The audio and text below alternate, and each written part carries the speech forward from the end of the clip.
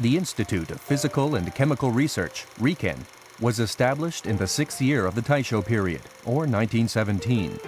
At that time, Japan was shifting from the Meiji period's emphasis on the acquisition of knowledge from the West to the Taisho period's focus on independent, original research.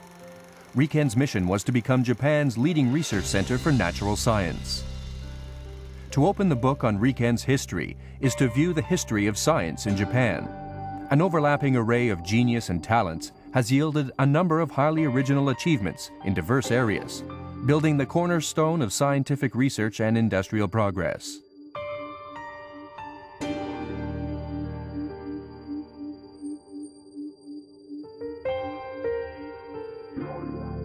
RIKEN is known both overseas and at home as an Eden for scientific inquiry because of its respect for the independent thinking of each researcher, attracting the envy of those with an interest in science.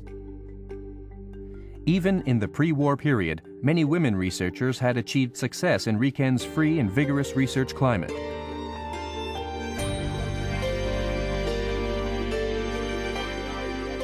Moving beyond imitation of the West and displaying the creativity of the Japanese people, RIKEN reached a major milestone when 2 Japanese Nobel laureates were lauded for their extraordinary work.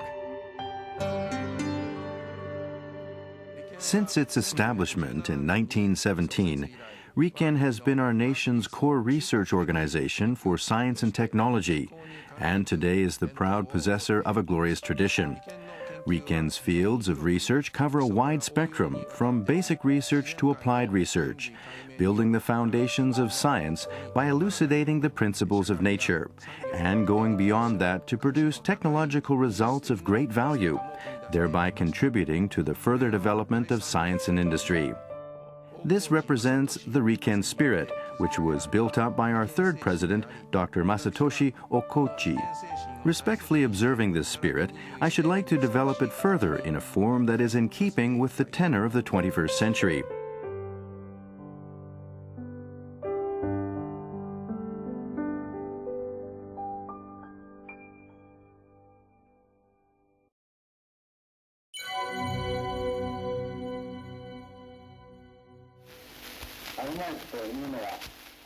The record has today given way to the compact disc. When we think of a record, the image that comes to mind is of something made of PVC. But this one is different. It's made of metal, the same metal that many household articles are made of, alumite.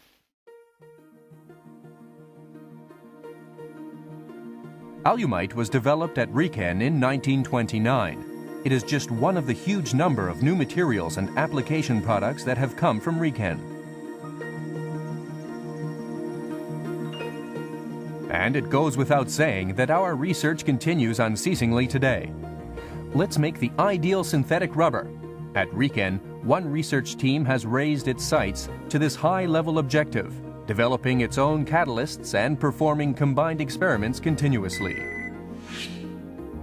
The difference between a ball that bounces and one that does not lies in the molecular structure of the material each is made of. The one that bounces has a pliant molecular structure. In order to make a soft type like this selectively, it is necessary to design and synthesize a catalyst. We've recently succeeded in developing such new catalysts. This is an example.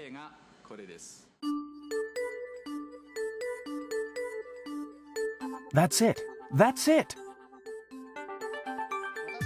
When you use the catalyst I designed, you can make a synthetic rubber like this with any degree of hardness that you wish.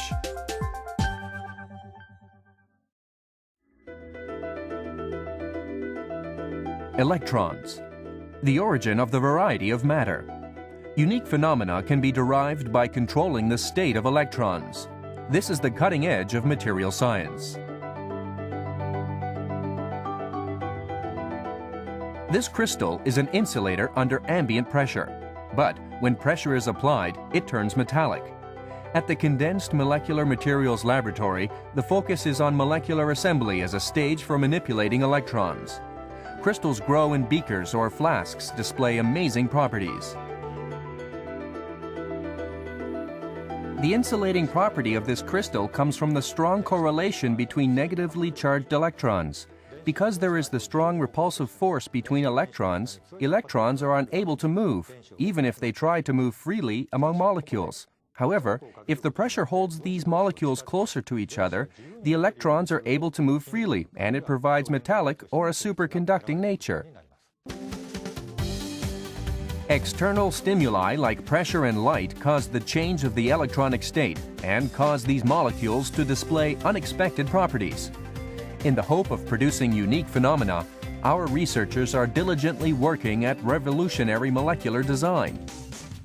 The molecular conductors are characterized by their clear electronic structure, and we can challenge a variety of chemical modifications based on synthetic chemistry. One target of materials development in the 21st century should be the development of highly organized and functionalized molecular systems. At RIKEN, we will be developing various capabilities using molecular systems. The symbol of Japan as a high-tech powerhouse, robot technology. The research of the Biologically Integrative Sensors Laboratory focuses on robots' sensors that correspond to the 5 human senses.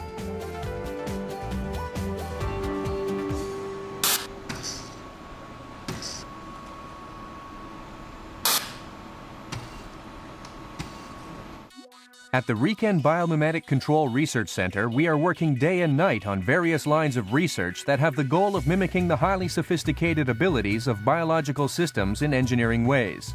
Laboratories in the center conducting research on elemental technology in the area of robotics are collaborating to develop soft robots that can be of use to humanity in daily life. Our lab is engaged in research leading to the incorporation of the superior characteristics of biological systems into engineering sensor systems. Then, our goal is to impart intelligence to robots and other machinery. When I say intelligence, I mean that the sensors will gather information, computers will process it, actuators will operate according to the result, and sensors will detect the effects to close the loop. We believe that intelligence emerges from this loop, and sensors are a very important component of that. Today, throughout the center, we are working to produce soft robots that will interact with human beings, and our lab aspires to contribute to that from the aspects of sensors. In the production of new materials, interest is now being focused on what is called the nano world, where sizes are measured in billionths of a meter. This micro receptacle that allows the passage of single electrons is built of carbon nanotubes. Construction of computer elements in the future will employ processing technology working within amazingly microscopic dimensions. RIKEN has the aim of building a quantum computer that will be able to give in an instant a deciphered reading of a code, no matter how complex that code may be.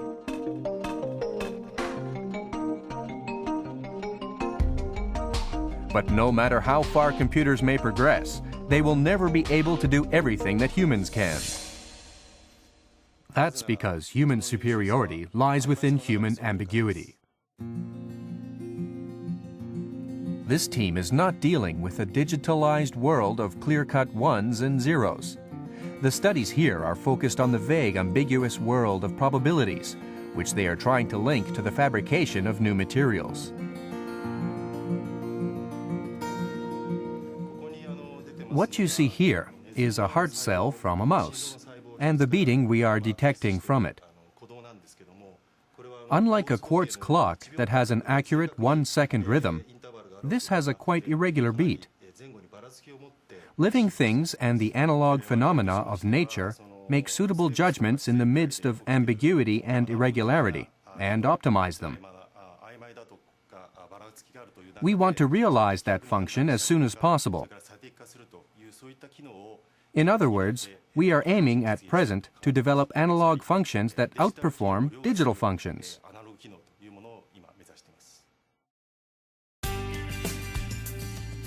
This research team places great importance on what people are actually saying on the manufacturing shops. Materials fabrication engineering sets and realizes the shapes and properties of materials. The Omori laboratory has achieved significant successes in this field. Outside manufacturers even come to RIKEN to consult on various parts manufacturing projects. This laboratory is like a dream factory for parts manufacturers. We invite people from manufacturing firms into the research laboratory to promote interaction of ideas. I think it is very important to ensure that we do not become insular, that we remain aware of emerging needs. This allows us to perform original research and development with input from different sources.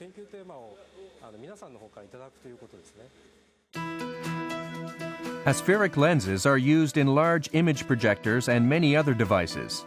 This is another product developed by the Omori Laboratory at the request of private industry.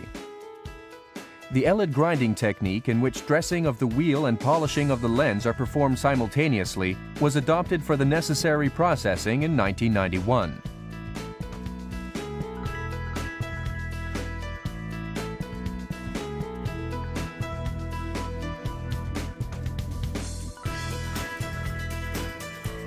Use of the LED grinding technique is increasing rapidly in the areas of mirror surface finishing, three-dimensional processing, and microfabrication.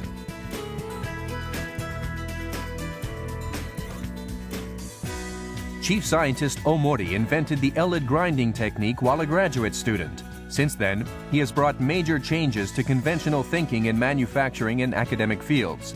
The future goals of the Omori Laboratory are: this is the very first LED grinding machine that I made. I make it a policy to make my own tools, and I never forget that the objective is to achieve the ultimate in precision. I will continue to be guided by this principle in my research.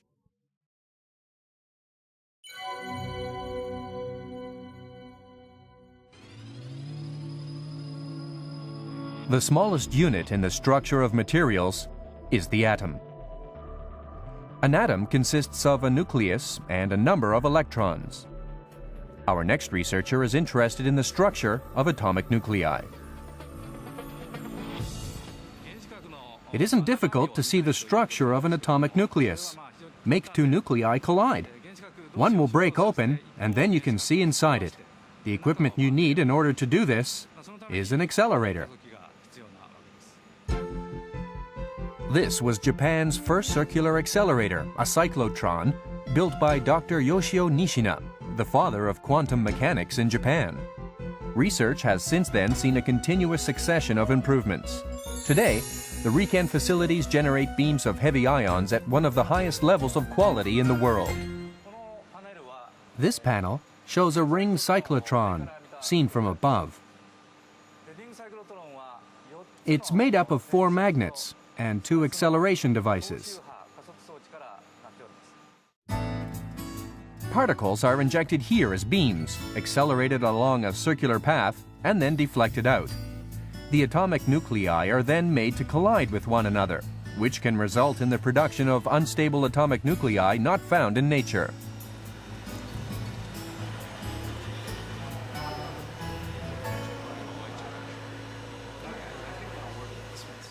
One application of the top-level world-class heavy ion beam is the improvement of plant varieties. This is a new variety of dahlia we have recently produced and named World.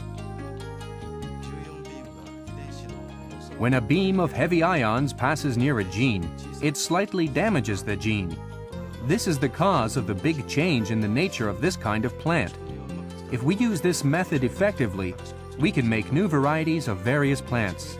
Making new plants by this successful method, different from genetic engineering, is a new plant breeding technique from RIKEN that we are very proud of.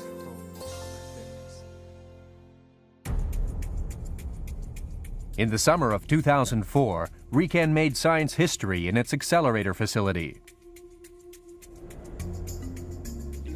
We succeeded in confirming the formation of element 113 by irradiating a bismuth target with a zinc beam, accelerated by the linear accelerator at RIKEN.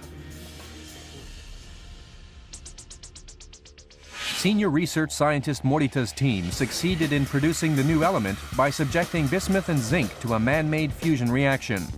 The lifespan of this first-ever element, 113, was only 344 microseconds. To produce one atomic nucleus of element 113, the research team operated the linear accelerator continuously for 80 days.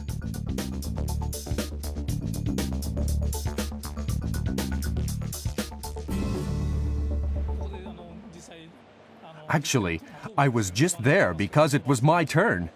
Just as it happened, my colleague Koji Morimoto came into the room and saw something new on the display. We were all very excited. I was shaking.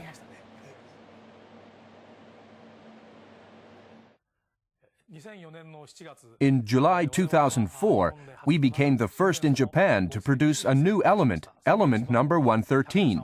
Next, we will take on the challenge of producing elements 114 and 115. And I hope we will be able to continue right down the line of elements to the very limits.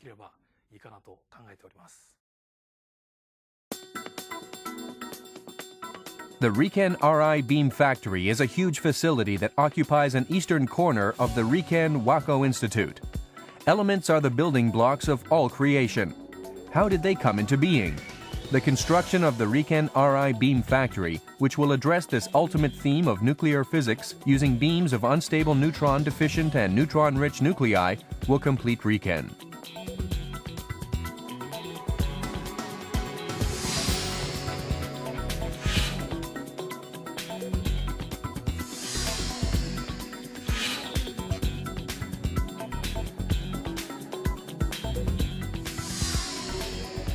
This facility will be able to generate beams of unstable neutron-deficient and neutron-rich nuclei for every element from hydrogen to uranium, which means that it can contribute to breakthroughs not only in nuclear physics, but also in medicine, environmental science, material science, and other domains.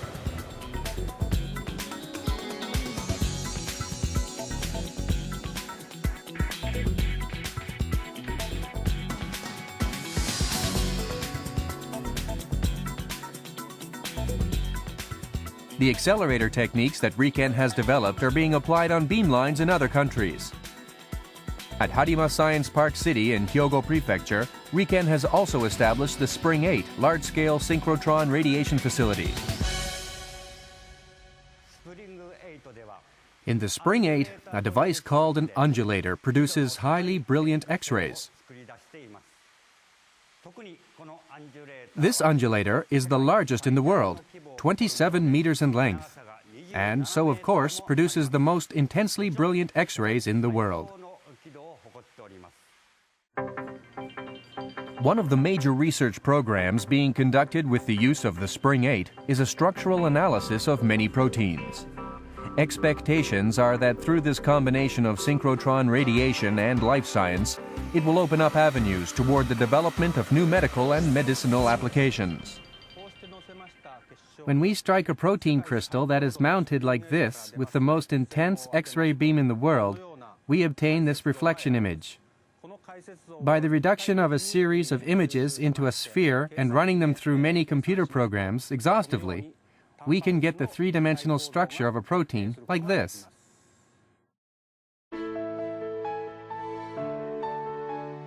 Let's look at another laboratory that is studying proteins, the Kato-Kinetic Crystallography Research Team.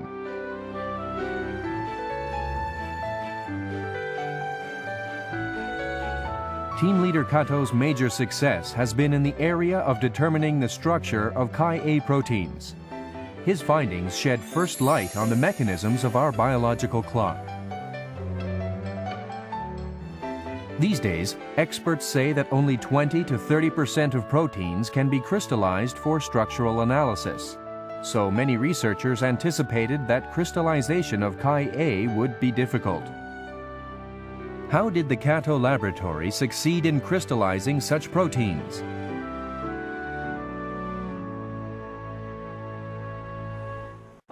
I think deep understanding of the characteristics of the individual protein is very important.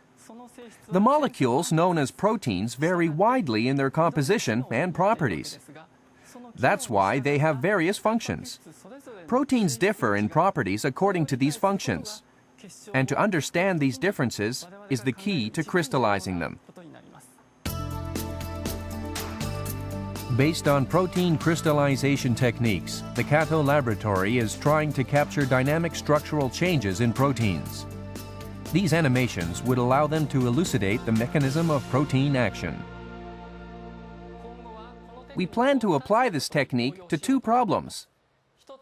One is elucidating the phenomenon of the firefly bioluminescence. The other is taking on membrane proteins, which are very difficult to crystallize. Many membrane proteins are closely linked with human diseases.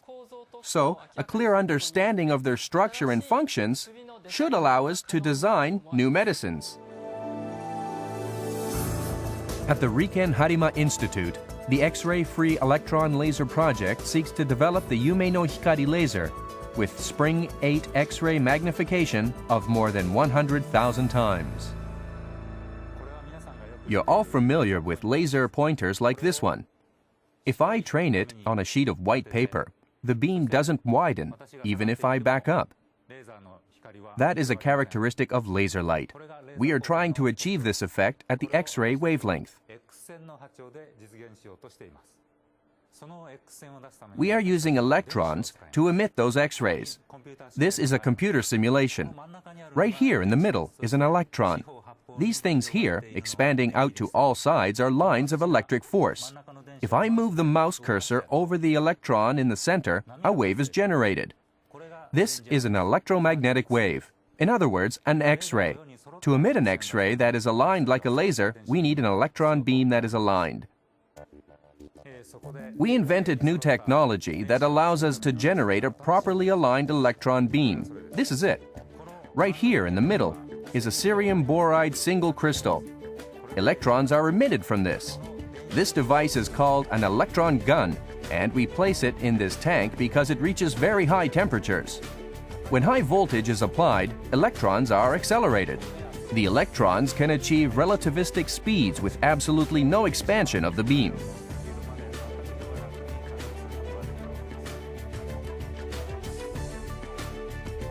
The wavelength of the laser beam is only 0.1 nanometers, and the deviation for the entire length of the beam line is an acceptable 0.01 millimeters, which shows that this device is built with an astonishingly high level of precision.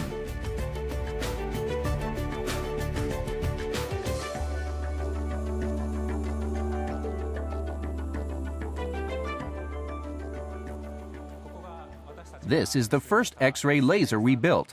The electron gun we just saw is here. The electrons emitted pass through this vacuum pipe into the high-frequency cavity, where they are accelerated. When they reach the speed of light, they are conveyed to that undulator. Then, as in the computer graphic we just saw, X-rays are emitted. This is a protein called rhodopsin, which was discovered by RIKEN's Dr. Miyano. It is rhodopsin that allows us to see. Its actual size is 1/100 millionth the size shown here, so conventional microscopes were unable to detect it. Our X-ray laser is the only device that can make this protein visible.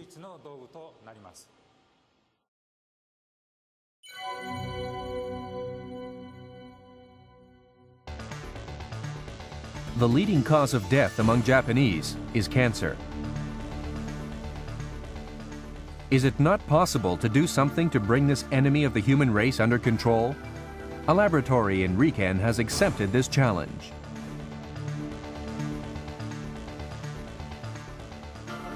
We've discovered a chemical compound that can cure a mouse cancer. According to Dr. Osada, when they treated a mouse with a substance produced by a certain microorganism, the growth of cancer cells was suppressed. Microorganisms produce various compounds that are useful and very important to our daily life, such as antibiotics and bioprobes. By using bioprobes, we can do research on how cancer cells proliferate and how they die. Bioprobes are substances that act on cells, suppress their functions, and regulate them. Research on substances related to the activities of living creatures goes back to the discovery of vitamins in RIKEN's earliest days and the later production of antibiotics, and can be called one of RIKEN's house specialties. On April 14, 2003, An achievement that marked a milestone in the history of science was reported. The human genome had been fully mapped. A genome contains the genetic information necessary for control of the life cycle of each living organism and is carried by the DNA. RIKEN was a member of the international consortium that sequenced the human genome, contributing highly precise data analysis. The leader of the Japanese team was Dr. Yoshiyuki Sakaki, the director of the RIKEN Genomic Sciences Center. This is human chromosome 21. The information it contains is equivalent in print form to something like 3 months' worth of daily newspapers. Human genetic information is carried in 23 chromosomes and is composed of 3 billion letters. These have all now been sequenced, and all the information is recorded on this set of CD-ROMs. The most important aspect of the recent mapping of the human genome is that we now have the complete sequence of the genetic information that controls our bodies, and also to read the genetic programs that shape our bodies, that is, how the genes and proteins interact to form our bodies from the time of conception through birth and growth. Through these studies, I believe it will be possible to develop new treatments for diseases, or personalized medicine, or entirely new drugs based on genomic information. The establishment of a solid platform for future biology and medicine is, I believe, the most important significance of the recent completion of the human genome sequence. RIKEN has the most complete library of mouse genes in the world. Dr. Yoshihide Hayashizaki's group gathered and sequenced the full-length cDNAs, which correspond to the genes, and produced an encyclopedia of the mouse genome. When the full-length cDNAs were sequenced, it was discovered that the genome encodes more information than is needed for proteins. There was a large amount of RNA that had not been converted to proteins. Using our own techniques, we have made a bank of full-length mouse cDNAs and put them into a single book. The information on functions decided on at Phantom, the international meeting supervised by the Hayashizaki group, is included with the full-length cDNAs in the DNA book. There are now great hopes for progress in research at laboratories all over the world using this resource.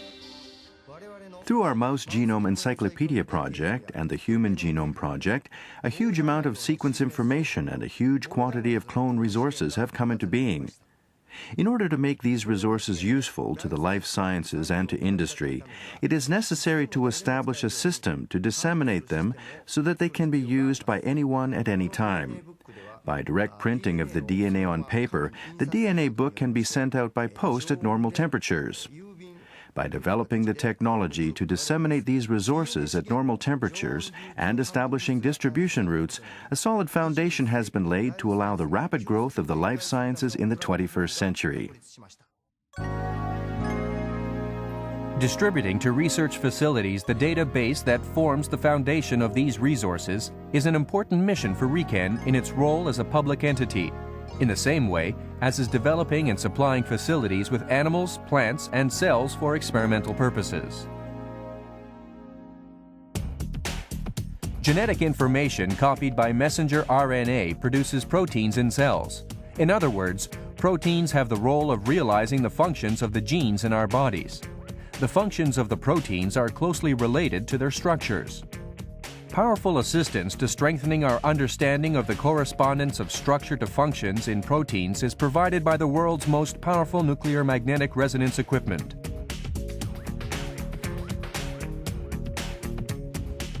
This shows how the NMR spectrum of a protein is measured.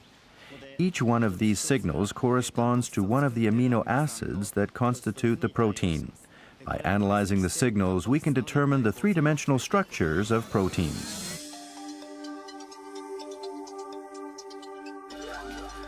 The ultimate aim of the Yokoyama team is to systematically elucidate the relationship between structures and functions in proteins. This shows the surface appearance of a protein. A low molecular compound will be designed to perfectly match the shape of this protein in order to develop a drug that controls the protein's activity.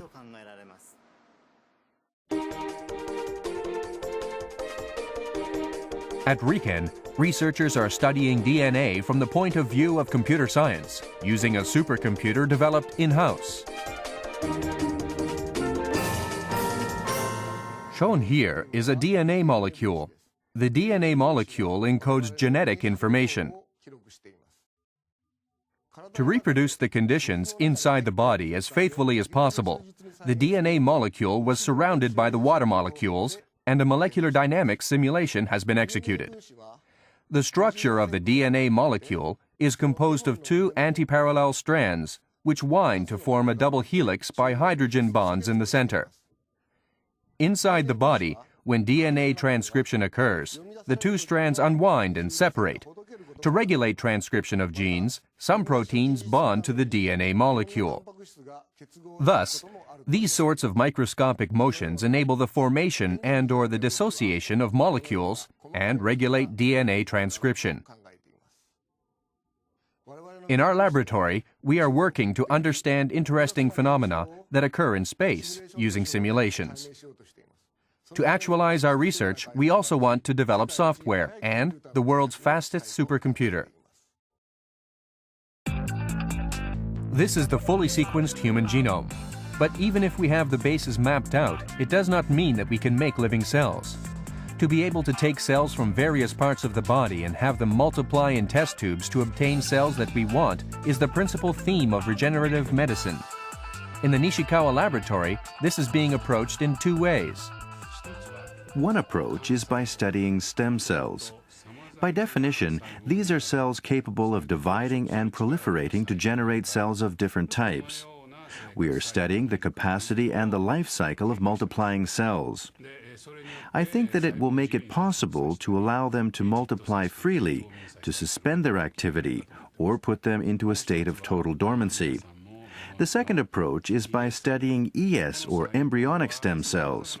We know that these can give rise to all types of cells in the body, and we are studying how to control them so that we can determine the types of cells an ES cell will generate. The image you see here is of vascular cells derived from mouse ES cells. By making cells like these, we can study the behaviors of normal individual vascular cells. At present, we are starting research that may allow us to generate and study cells derived from human ES cells in the same way.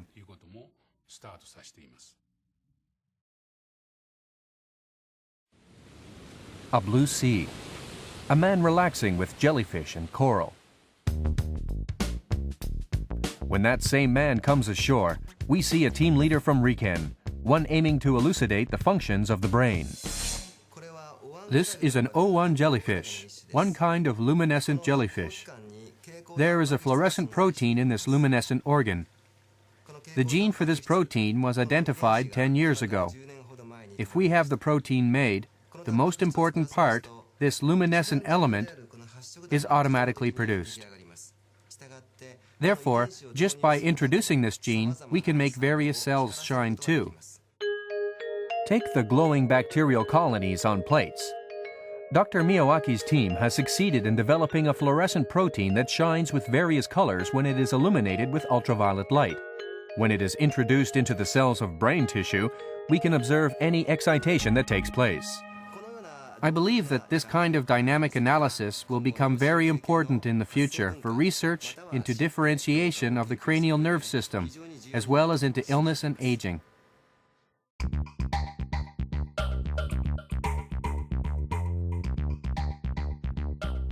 The team, which is approaching the brain from a medical point of view, think of certain illnesses or conditions as breakdowns in the brain, which is seen as a chemical reaction factory.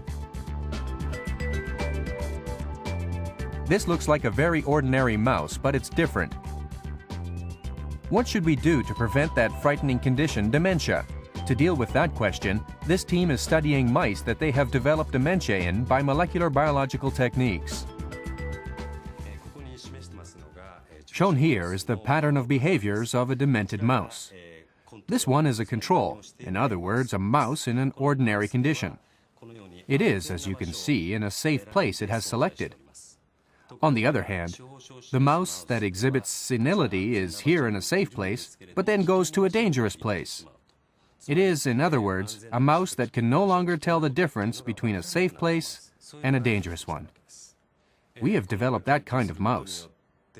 Through research of this nature, good progress can be made toward developing medication to counteract senile dementia, including Alzheimer's disease. Another and very important thing is that using this model to deal with the aging of our own brains, I think we'll be able to make progress in research into why our brains age.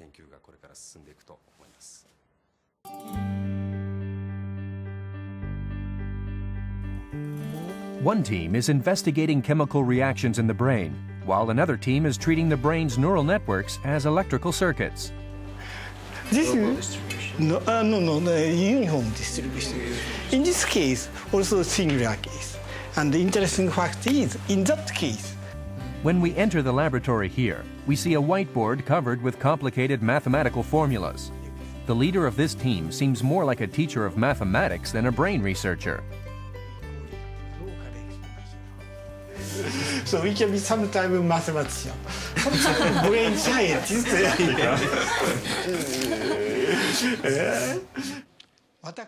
When I talk about the brain, what activities are taking place in my own brain? That's what I want to research at present.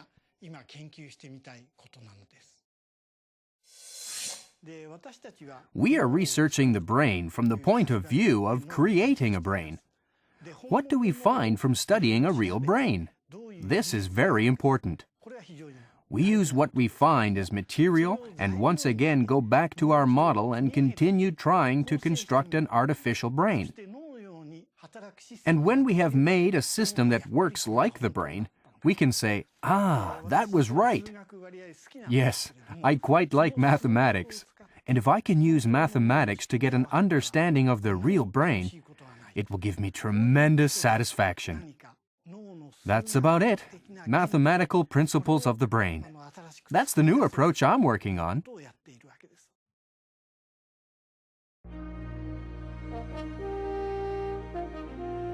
For the 21st century, Japan has set its sights on becoming a science and technology powerhouse to contribute to the betterment of mankind through the creation of knowledge.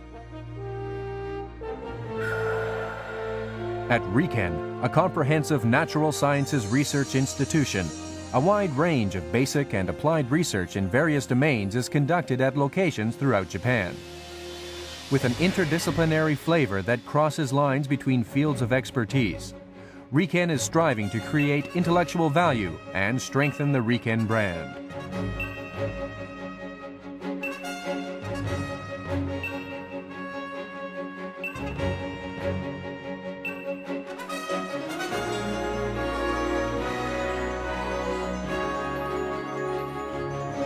The secrets of the phenomena of life, the mysteries of matter, the riddles of space and elemental particles, the frontiers of science have today been pushed back to breadths and depths that were unimaginable at the time of RIKEN's establishment.